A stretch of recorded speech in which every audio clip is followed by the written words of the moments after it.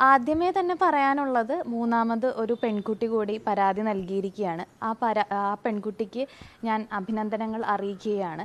കാരണം ഇത്രയധികം cyber attack നേരിടുന്ന പ്രശ്നങ്ങൾ നേരിടുന്ന ഒരു വിഷയം കൂടിയായിട്ടും ധൈര്യത്തോടെ മുന്നോട്ട് വന്നതിൽ ആ പെൺകുട്ടിക്ക് അഭിനന്ദനം അർപ്പിക്കുന്നു. ആദ്യമേ തന്നെ പറഞ്ഞതാണ് ഇതൊരു രാഷ്ട്രീയ പ്രേരിതമായ ഒരു കാര്യമല്ല എന്നുള്ളത്.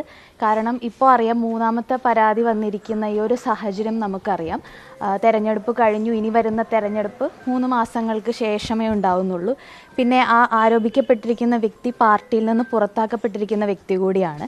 അപ്പോൾ രാഷ്ട്രീയ പ്രേരിതമല്ല ഈ വിഷയം എന്ന് പറയുന്നത്. ഇത് സ്ത്രീകൾ അവരുടെ പ്രശ്നങ്ങൾ പൊതുമധ്യത്തിൽ ഉന്നയിച്ച ഒരു കാര്യം മാത്രമാണ്. ഇതിൽ പലരും വിചാരിക്കുന്ന ഒരു കാര്യം, 2 പേർ തമ്മിൽ ഉഭയകക്ഷി സമ്മതപ്രകാരം ബന്ധപ്പെടുകയും അതിനുശേഷം പരാതി നൽകുകയും ചെയ്യുന്നു എന്നൊക്കെയുള്ളതാണ്.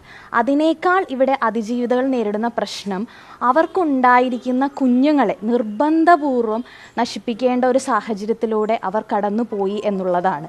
ഇന്ന് നമുക്ക് ഈ വിഷയത്തിൽ ആദ്യം പരാതി നൽകിയ പെൺകുട്ടി ഇന്നൊരു ഫേസ്ബുക്ക് പോസ്റ്റ് ഇട്ടിട്ടുണ്ട്. അത് സത്യം പറഞ്ഞാൽ അത് വായിച്ചു കഴിഞ്ഞാൽ അത് വായിച്ചിട്ട് കണ്ണ് നിറഞ്ഞു പോകുന്ന ഒരു അവസ്ഥയാണ്.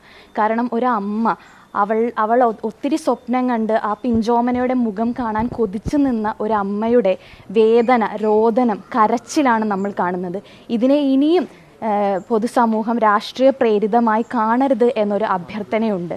പെൺകുട്ടികൾക്കൊപ്പം, നിങ്ങൾക്കൊപ്പമാണ് ഈ കേരളത്തിൻ്റെ മനസാക്ഷി, ഞങ്ങളെല്ലാവരും എന്നാണ് പറയാനുള്ളത്. ഇത് ഇവിടെ അവസാനിക്കുന്നതല്ല. ഞാൻ എപ്പോഴും നിങ്ങളോട് റിപ്പീറ്റ് ചെയ്ത് പറയുന്നതാണ്, ഇത് 1, 2, 3 കേസുകളല്ല. ഇനിയും അതിജീവിതകളുണ്ട്.